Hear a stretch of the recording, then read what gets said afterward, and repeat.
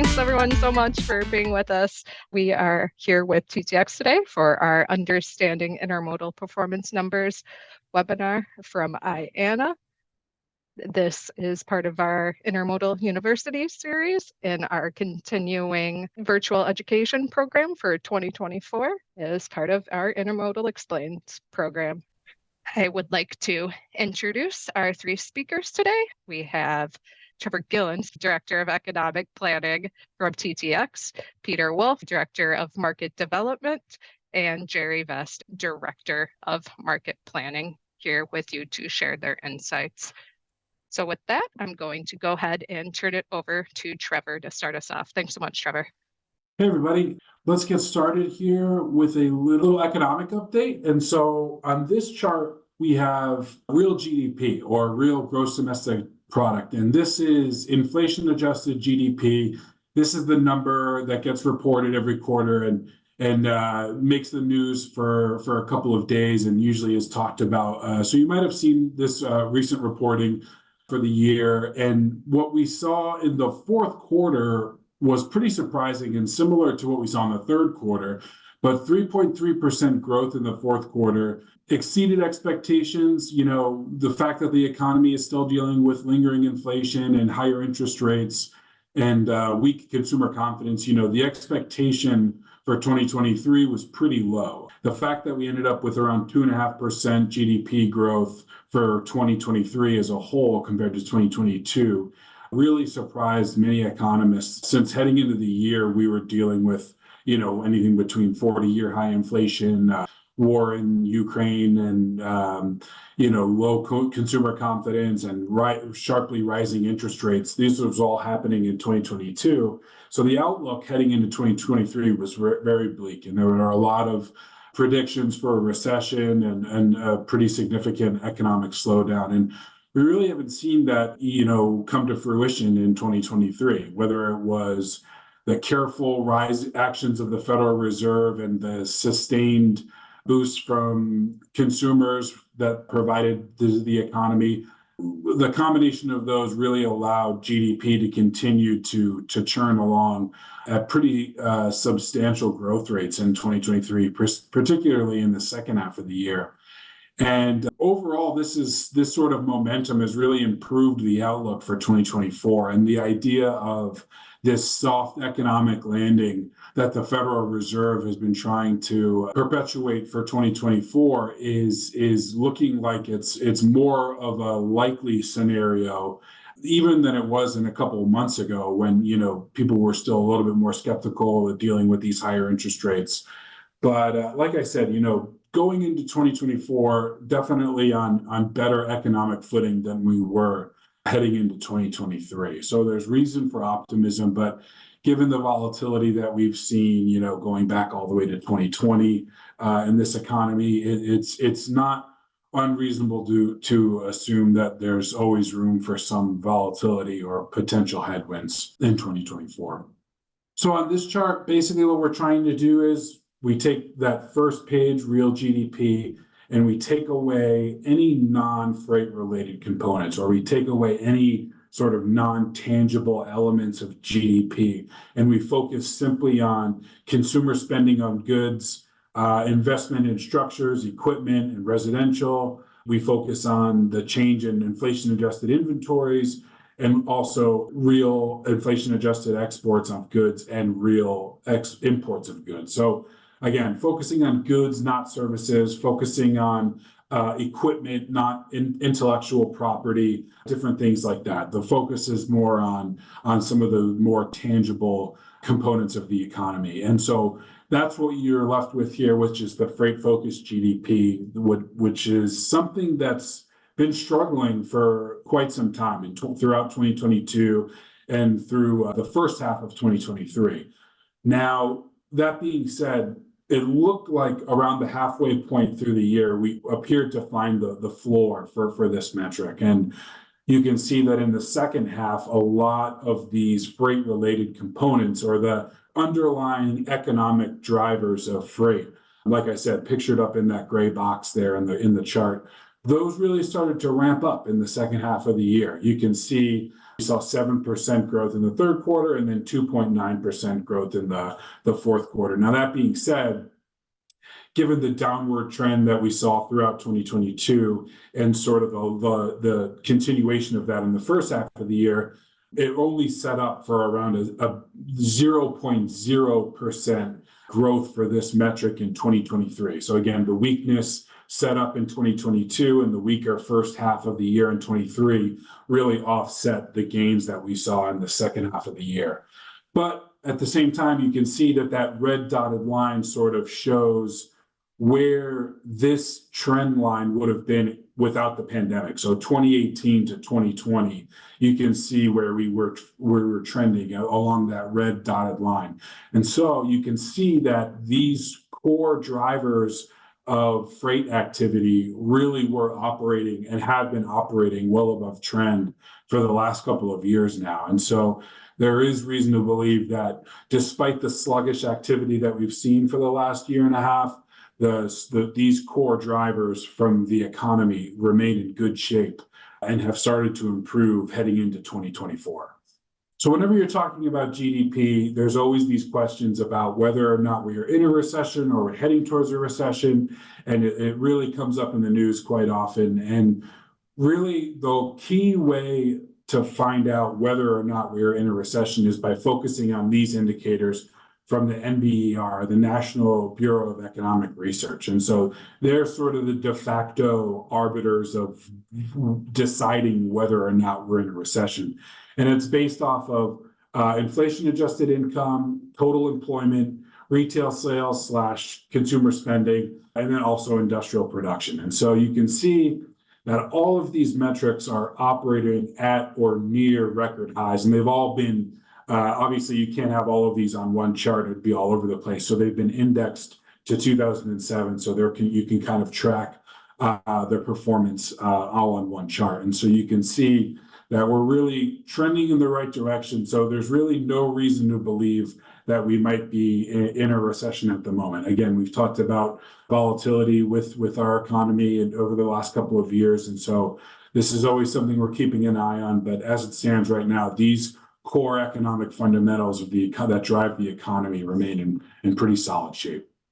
Inflation, so we'll talk about this, we'll package it with the next slide as well. Inflation has been an issue for the US for the better part of the last 3 or 4 years. And so obviously, inflation's been heading in the right direction. You've got the red line on this chart, which represents headline inflation, and then you've got the yellow line, which represents core inflation, or all items less food and energy. And so you can see both of those lines are trending in the right direction. There was some data that came out this morning, which doesn't show this, but this is the PCE index and not the CPI index, which was released this morning. But this morning's report did actually show that the progress with inflation is still heading in the right direction, but a little bit at a slower rate. So it's caused a little bit of concern that the fight against inflation has started to maybe potentially hit a wall. But we'll see how that plays out over the next couple of months. And again, this has everything to do with the gray area or the federal funds rate. And so that's what the Federal Reserve has been rapidly increasing for the past year or so to be able to cool the economy down and gain control over that price growth that we've seen and get inflation under control back to that 2% goal rate where you can see the dotted line. And so, again, if we're seeing that the fight against inflation is starting to hit a wall, then the Federal Reserve is going to have to keep that federal funds rate level at a higher rate for longer. Right now, the expectation is that interest rates might start to come down maybe halfway through the year. But again, if inflation stalls and we're not really getting any more progress to that 2% range, then we're going to have to explore the option of maybe keeping those interest rates higher for longer to cool the economy down and get the inflation numbers under control. On this slide, we've got the same data, but it's broken out between services and goods. So what this is meant to show you is that inflation these days is stemming entirely from services. Goods inflation, whether it's grocery items or any sort of merchandise, in aggregate is not seeing any sort of substantial inflation. If anything, there's been some months where you're seeing deflation or the prices actually decline. So when it comes to inflation these days, again, stemming entirely from services and, being obviously in the freight industry, this is something that's probably allowed consumers to maintain their spending habits, particularly on goods. And we'll explore a little bit more on that in the next couple of slides. But again, goods inflation no longer really the issue, mostly from services, whether it's transportation services, medical services, residential services, different things like that. That's been the primary issue for inflation. And so when we talk about those services inflation, we're talking about certain things that are tied to those higher interest rates. So higher interest rates mean higher mortgage payments, mean higher car payments, and that's what's really been weighing on consumers for the last couple of years. And so that's shown here in this chart. When you see the green bars, you can see that's consumer confidence. And while it's started to pick back up a little bit, as it lags the economy's success, you can see that we're nowhere near where we were from a pre-pandemic standpoint. So consumers have been struggling with these higher interest rates, but they haven't necessarily been struggling so much with, again, inflation from a goods perspective. You can see the red line, which represents year-over-year growth in goods spending, versus the yellow line, which represents year-over-year growth in services spending. And so, again, a little bit of a history lesson throughout COVID, that during the 2020 year, you can see that the goods spending was off the charts. People were stuck at home. They were renovating their home offices, so they were ordering a lot of things, having it delivered to their house, and services spending fell off a cliff. You can see that with the yellow line in the negative territory.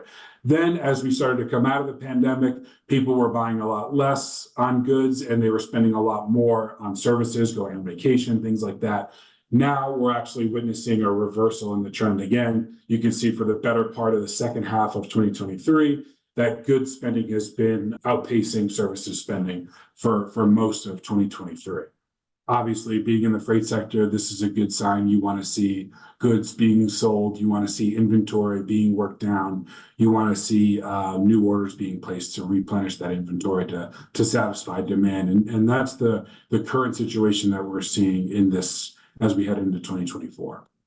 So we just talked about inventories and retail sales on the previous chart. So on this chart, it's a little bit of a busy chart, but it's got some important information. So the red line represents what here at TTX, what we call containerized retail sales and adjusted for inflation.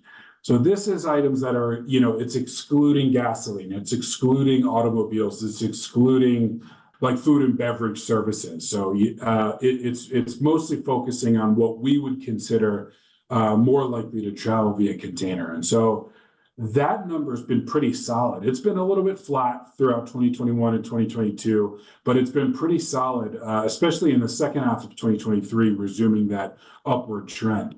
And so what that was really expected to come down. As people pivoted from goods to services, the expectation was that this number was going to start to fall off a cliff. And that never actually really happened. People were spending on services, yes, but they were also continuing to spend on goods. And that's been allowing that red line to maintain where it's been at roughly 20% higher than pre-pandemic levels. And so now the other story on this chart is the yellow area, which is inflation-adjusted inventories, less automotive and food and bev. So kind of a strong relationship there between the red line and the yellow area. Obviously, we are all familiar with the inventory story. As we came out of the pandemic, more people were focused on services. And so when retailers were stuck with a lot of inventory, that got bottled up by the supply chain crisis that we had. And so for the better part of the last 2 years, retailers have been sitting on a little bit too much inventory, whether it was out of season or over ordering certain items that they overshot consumer demand a little bit. But now we're actually starting to see that yellow area is starting to come down a little bit and is now, if anything, sort of in line with that pre-pandemic trend line. So we'll talk a little bit more about it on the next slide, but ultimately what that means is that retailers are starting to place new orders and replenish some of their inventories due to that sustained consumer demand on that red line. So that red line has been able to support the retail environment, which has worked down that yellow inventory area, now resulting in retailers starting to ramp up their restocking efforts. And so all of that combined with the fact that you've got the international intermodal 3-month moving average loadings and domestic as well, which are the turquoise and gray lines respectively. And so you can see that we've been sort of all traveling together prior to the pandemic. There's this gradual upward trend between the three data sets here. And you can see that now the flattening out and the overinflation of inventories has really sort of been the primary reason behind the sluggish intermodal activity for the past 2 years. Again, that flattening out of those retail sales and the overinflated inventories were really two of the primary culprits for why we saw such sluggish intermodal activity. But again, some of the key drivers behind this intermodal activity has started to ramp back up. Sales are starting to ramp back up. And again, the depleted inventories could potentially lead for more activity as we head into 2024. So on this page, we just want to show, basically, you've got inflation-adjusted disposable income with the gray area on the left axis, and you've got the personal savings rate, the yellow line on the right axis. And so really, if you took the year-over-year growth rates and this inflation-adjusted disposable income, it now is at a rate that is outpacing inflation. So we've seen above average wage growth due to the strong labor market that we've been dealing with. And that's allowed households to basically be numb to the effects of inflation for the last couple of months, for the second half of 2023. So that's really been one of the key reasons why consumers have been able to continue to spend at the rate that they've been spending for the last couple of years. And it's really astonished a lot of economists. A lot of people thought, you've got 40-year high inflation, you've got this rapid ramp up in interest rates. How are people going to continue to spend at the rate that they have? But it's been the strong labor market that have allowed, businesses to increase wages at above average rates, and which has really been able to propel households throughout this time period. And then the other aspect of it, which is a less rosy aspect of this, is the yellow personal savings rate. So people have been spending at higher rates than they have in the past, but that's also because they're saving less than they have in the past. And so people are dipping into their savings more. People are relying more on credit these days. And that has really been one of the primary reasons why we've seen elevated retail sales and consumer spending as well. So whether or not that's a sustainable formula in the next couple in 2024, relying heavily on credit and dipping into their savings is yet to be seen. But again, we'll see how that plays out. And that might be mitigated a little bit when interest rates start to come down later in the year and the credit rates are not as daunting as they've been in the last couple of months. So we talked a little bit about inventories on the other slide. This is just breaking out the inventory to sales ratio for retailers and wholesalers. The retail line is the red line and the wholesale line is the yellow line. So obviously, these turnover rates have really seen a lot of inventory for the last couple of years. And it's only until the last couple of months in 2023 that we've actually seen these inventory to sales ratios or inventory turnover rates start to mirror what we saw from a pre-pandemic standpoint. So this has been one of the main reasons why we've seen such sluggish freight activity, sitting on too much inventories at retail locations, warehouses, wholesale locations. And now the fact that these are starting to normalize and come back into pre-pandemic norms is really a positive signal for, retailers and wholesalers to begin ramping up their ordering and replenishing as sales and inventory start to normalize back to rates where they were prior to the pandemic. This chart, we won't spend too much time on here, but this is also showing on the left, you've got consumer goods. It looks like it got cut off at the bottom, but the red line represents new orders for consumer goods and the yellow line represents unfilled orders for consumer goods. And so while it's been a little bit sluggish throughout 2022 and through parts of 2023, you can start to see that there's been a little bit of a rebound in activity for both new orders and unfilled orders as we head into 2024. So there's reason to believe that there's a good sense of backlog for consumer orders from a domestic manufacturing standpoint. And then on the right side, you can see a little less of a rosy outlook for the last year or so.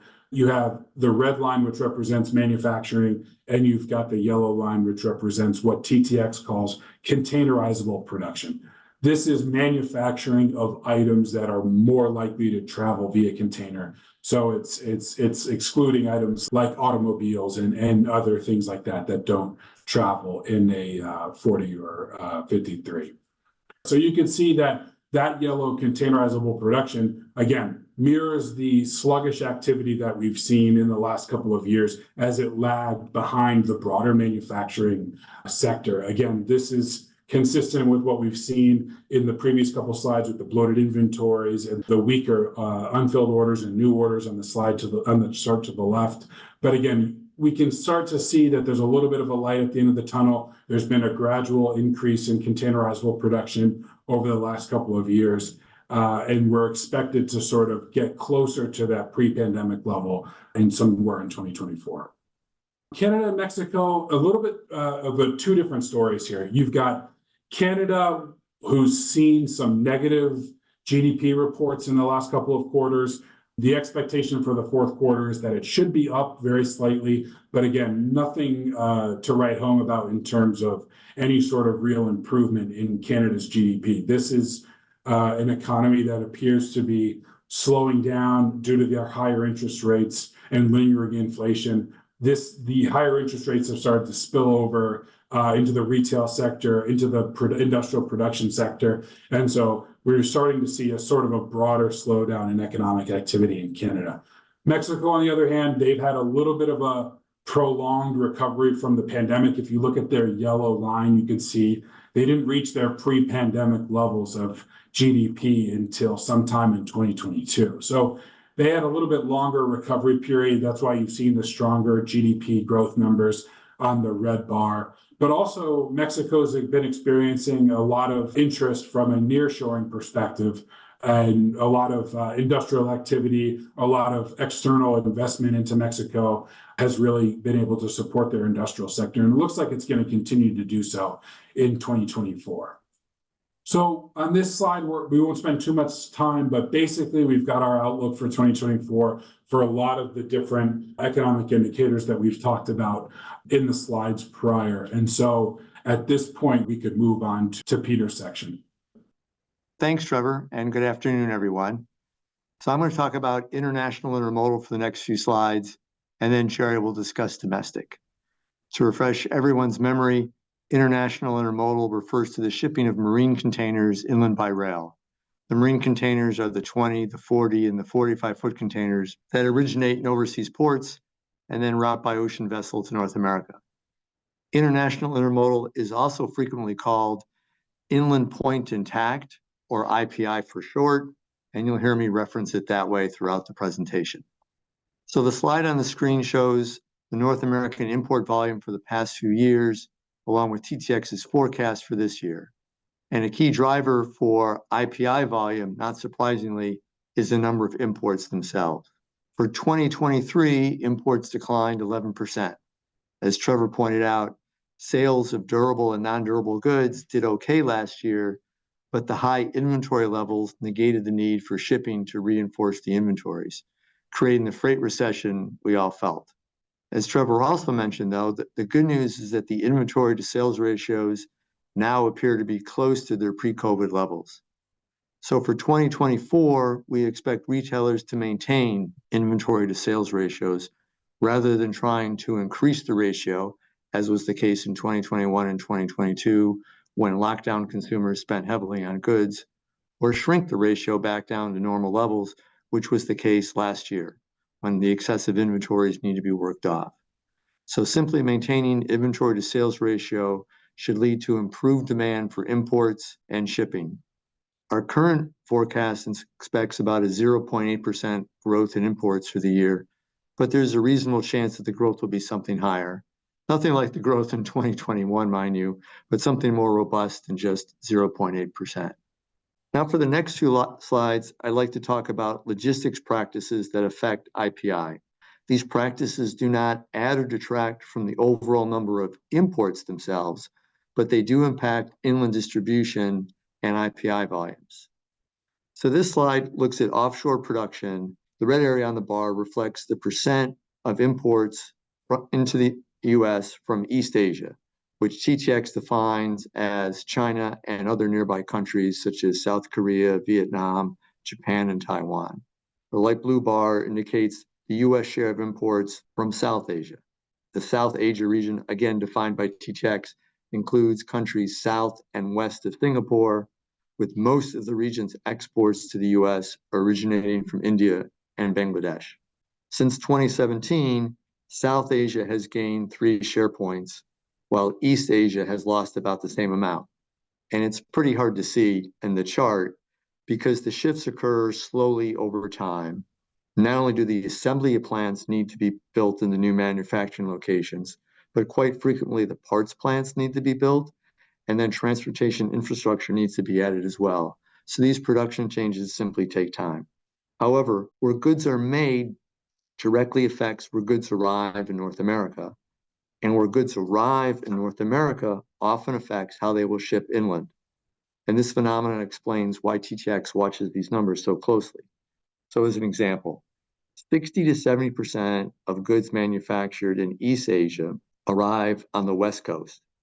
And of that, 70% or so route inland by rail. On the other hand, 70% of the goods made in South Asia arrive on the East Coast.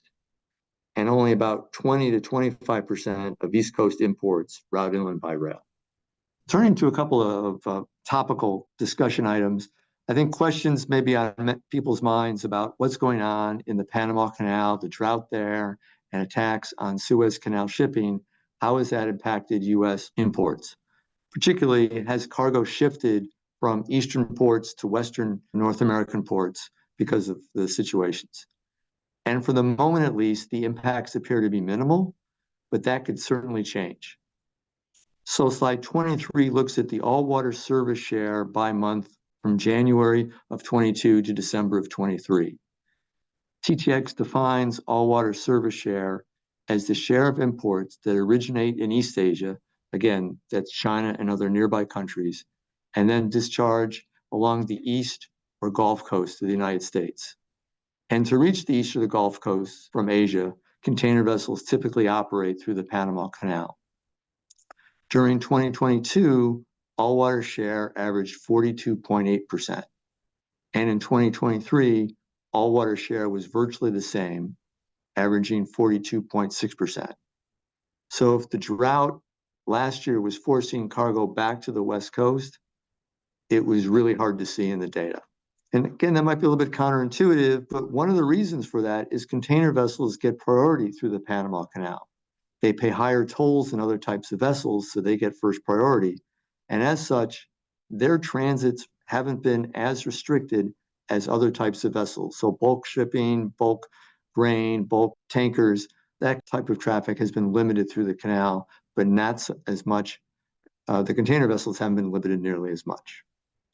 And then the next slide shows the long-term view for all-water share.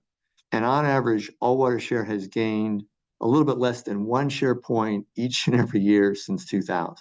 All-water share can swing up or down rather quickly.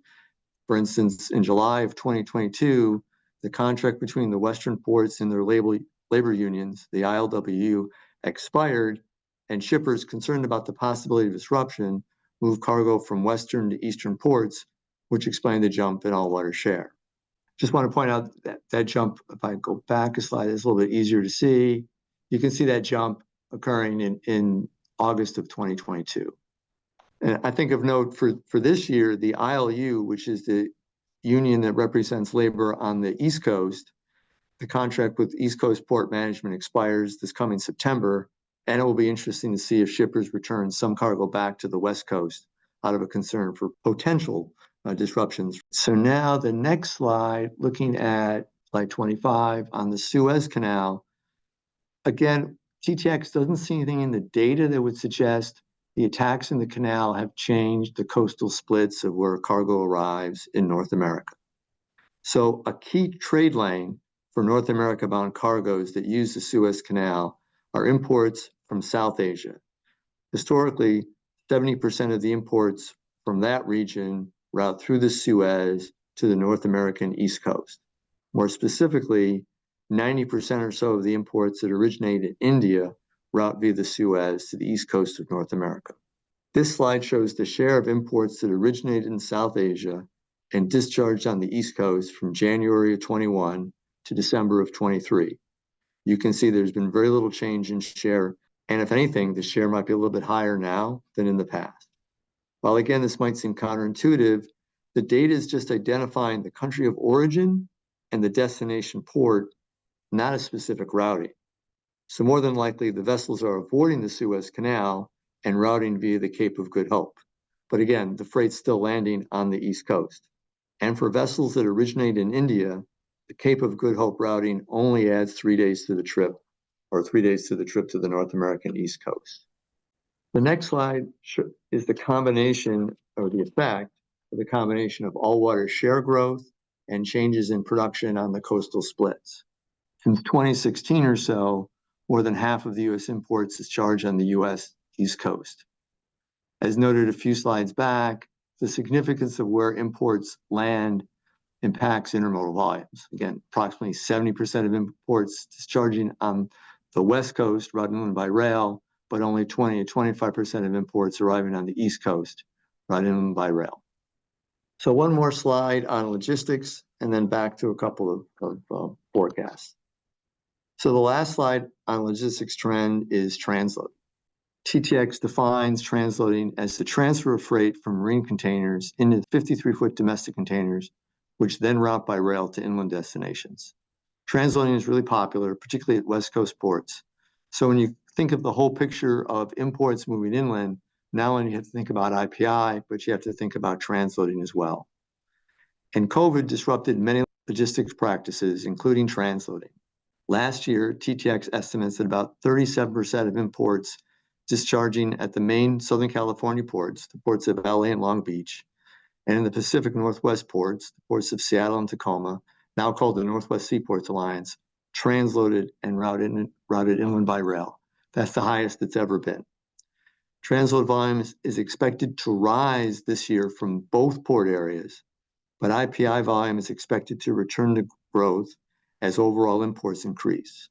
So while TTX expects the physical number of transloads to grow, transload share of imports is going to fall back to probably more historical norms, somewhere in the 33 to 35% of imports landing at the two main port regions on the west, the PNW in the US, and the PSW should be in the 33 to 35% range. And then that also includes moving inland by rail. Transloading is actually bigger, but not everything that transloads moves inland by rail. Two more slides, and then it's going to be Jerry's turn. Okay, so I like this map slide. Sort of gives a sense of the overall picture of the inland flows. It shows import volumes by North America port region, along with estimates for IPI and transloading. Some of the data is still a little bit outstanding. So a few of the figures for imports are estimates with 11 months actual and 1 month of estimate rather than the full year. The size of the circle represents the number of imports. So the larger the circle, the greater number of imports discharging in a region.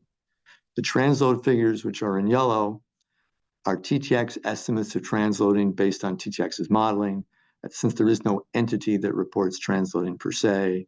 And the IPI share is based on the IANA data, plus some anecdotal evidence from ports, ocean carriers, and railroads. And the last slide I'd like to leave you with is the actual international intermodal volume for the past few years, along with TTX's forecast. Unlike imports, IPI volumes are still below pre-pandemic levels, in part due to all-water share gains and gains in transloading. On the record, I would say that TTX's forecast for IPI for 2024 expects slightly positive growth. Off the record, just between us and the 87 people who are on the call, I would say that TTX forecast expects IPI to grow at a little bit more robust pace. Right now, if you're watching the weekly import data, there's been some pretty good rise in volume, and that's linked to the Chinese New Year pulse of imports. And that's also driving up current IPI volumes. So using current IPI traffic levels to predict the full year volumes would not be statistically sound, but we think the full year IPI growth is going to be a little bit more robust than just the 0.4% that's shown on the slide. So thanks for listening. I look forward to some questions. And with that, let me turn it over to Jerry. Awesome. Thank you, Peter, and good morning or afternoon to everyone in the audience. I hope you all are having a great start to your year. As Peter mentioned, I'll be going over the domestic intermodal markets, and like him, I'll start with a quick definition of domestic intermodal. So it's very similar to the international side. When we say domestic, we're not referring to the freight in the container or trailer or where it was made or where it's going. We're talking about the equipment itself. So for domestic, it's a 53-foot container and all trailers that are included in this market. With that being said, production in North America does drive freight demand for the domestic markets. So this is where I owe Peter and Trevor a thank you. They always make my life a little easier when we go in this order, because the first couple comments I have are just to kind of reiterate things they have already said, just to make sure that they're fresh in everyone's memory for the rest of this section. But first up is a view of the containerizable production index, which Trevor covered in his section. So just as a reminder to everyone, this is an area that we've seen rapid recovery in from the 2020 slowdown, but that growth did slow a little in 23. It was still positive, but a bit slower. We have a slightly more positive outlook for 24.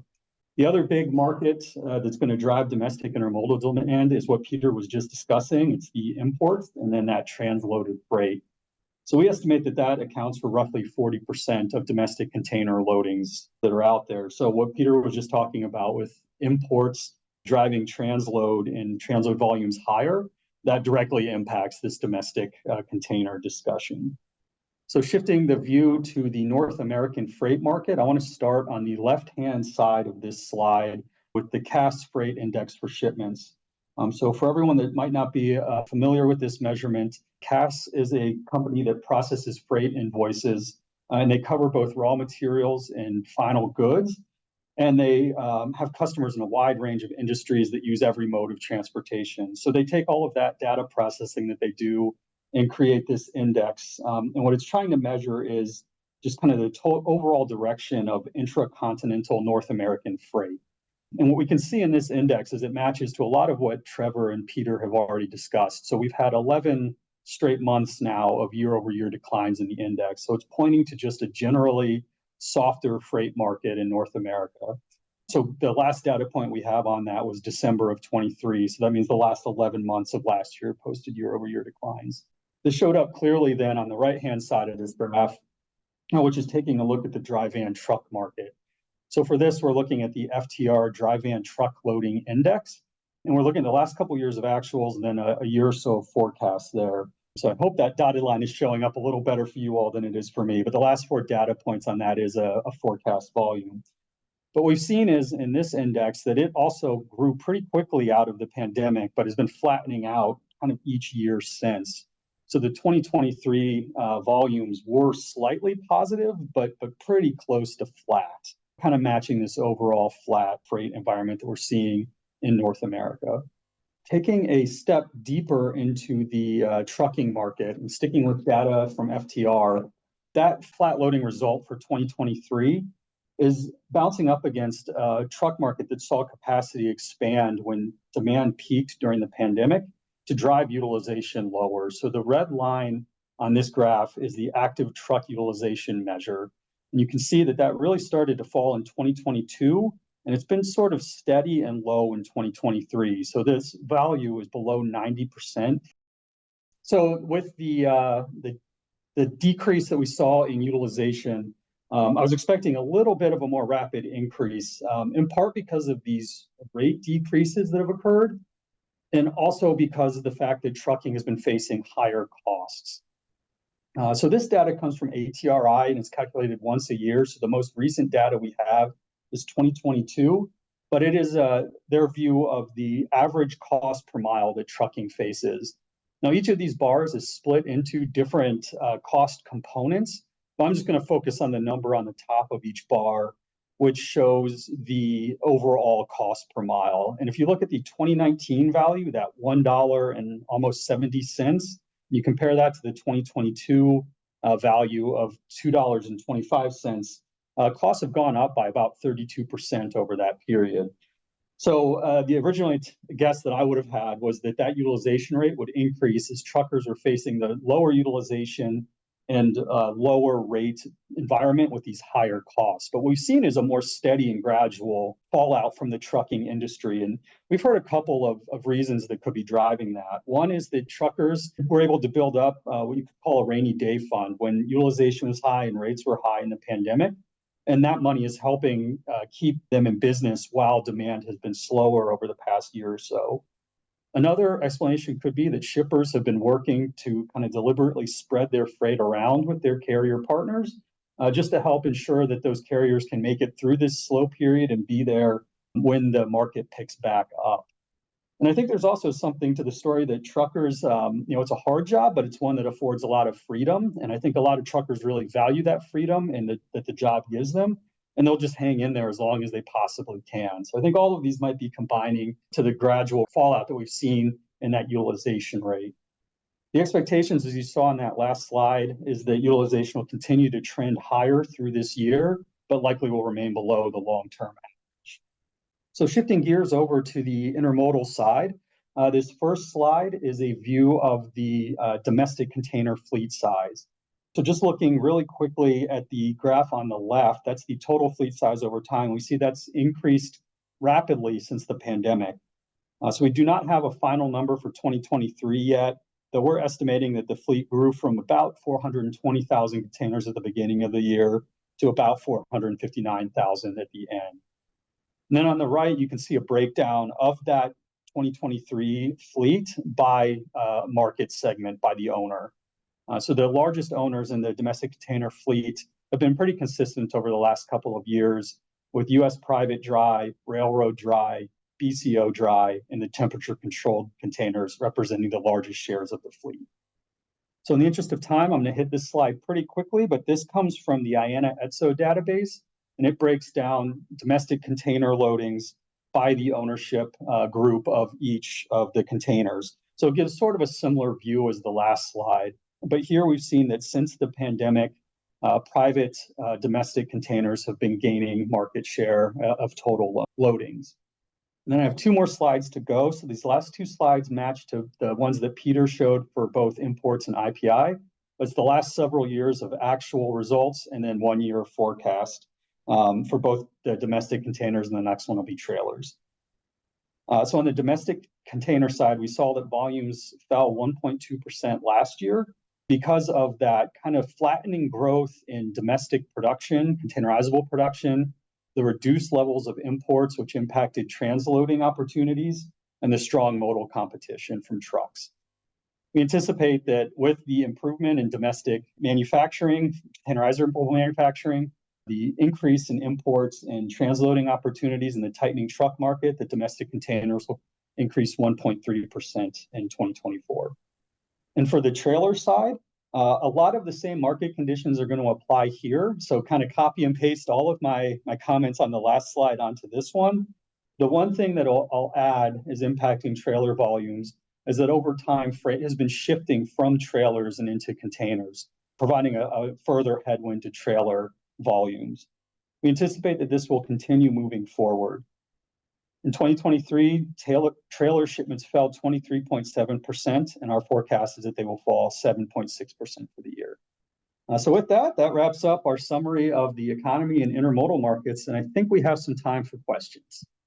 All right. Thank you all so much for your participation across those three sections. We're going to go ahead and jump right in. We have some live questions that have come in already, so I want to get these answered here in our final moments.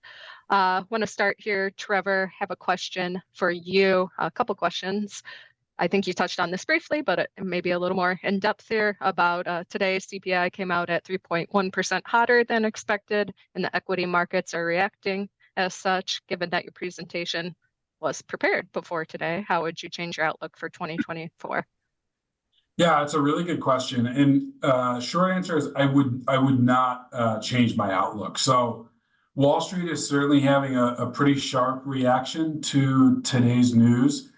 But what I would say is that if the CPI index came in at 3.1%, that's a little bit higher from an annual year-over-year perspective. That's a little bit higher than what Wall Street would have liked, but it's still lower than last month's 3.3%. So in my eyes, I'm focused on the end game. That's still trending in the right direction. That's lower than last month. The core index, which came in at 3.87%, that's still lower than 3.91% last month. So again, it's trending in the right direction. Wall Street has been highly critical of how quickly or how not quickly inflation's been going. So I guess what's spooking Wall Street is the fact that if inflation doesn't moderate fast enough, it means that the Federal Reserve will keep interest rates elevated for a longer period of time into 2024, which obviously makes everything more expensive, the cost of doing business. So it eats into profits and different things like that. And that's what's making Wall Street a little scared. So it's also reasonable to believe that at once markets hit record highs, that people take profits. So there's also different elements there from a Wall Street perspective. But yeah, from how does it affect my outlook for 2024? It doesn't. As long as inflation's heading in the right direction, I think we'll be just fine. And I think that this is sort of a blip on the radar. Great. Thank you, Trevor, for providing more insight on that. Peter, coming to you next. Import share between the U.S. West Coast and East Coast has inverted from how it looked in 2000. How would this look if the share only focused on Asian imports versus all imports? So that would be the all-water share slide. And so probably when I started at TTX, all-water share was 15%. Meaning 15% of imports from East Asia landed on the US East Coast and 85% was on the West Coast. And I think it was reported last year, what did I say the number was? 42.6%. So that would be, I think that slide answers or addresses just the East Asia numbers. All right, great. Thank you. Coming to you now, Jerry. Up next here, given your analysis of the freight market from both a truck and intermodal perspective, what would you estimate the size of the OTR conversion to intermodal is? Yeah, that's a great question. I think I'd have to do some research. I don't have any numbers off the top of my head that I could directly reference to that. I think I'd have to do a little research on that one. Great. We'll get an answer and from you on that. Thanks. Well, you'll be back in the fall as well. So, all right. Back to you here, Trevor. On your slide 15, the wage rate increase has been more uneven than the national total displayed in the slide. In the lower and lower middle income levels, the wage growth has not been as robust. So how do you foresee those subsets of the economy facing the second half of our economy this year, as inflation, though at a slower rate, still erodes their buying power? Yeah, it's a great question. I usually look at kind of a top-down approach to all of the economic data, but you're right. There's been a little bit of a slowdown in terms of wage growth with the lower income level quartiles is how they call it. And so, but it's also coming down from really, really higher rates of growth. So those lower level incomes saw significantly sharper increases than the higher level of incomes following the pandemic and throughout the pandemic. So now we're starting to see a little bit of a normalization. Now they're all starting to kind of grow at the same rate. But that lower income level is probably more affected by the fact that there's the higher credit rates that are applied to their credit cards and dipping into their excess savings that has largely been dried up. So I think that those are more likely going to be headwinds for lower and middle income earning households in 2024. Thank you, Trevor. So be to Jerry or Trevor, Peter, whomever would like to chime in here. With an increase in individual states creating new state laws that regulate the transportation industry, AB5 emissions, HOS, hours of service, insurance, liability, etc. Any potential forecast on the increase of those costs on trucking and the impact, positive or negative, on intermodal operations.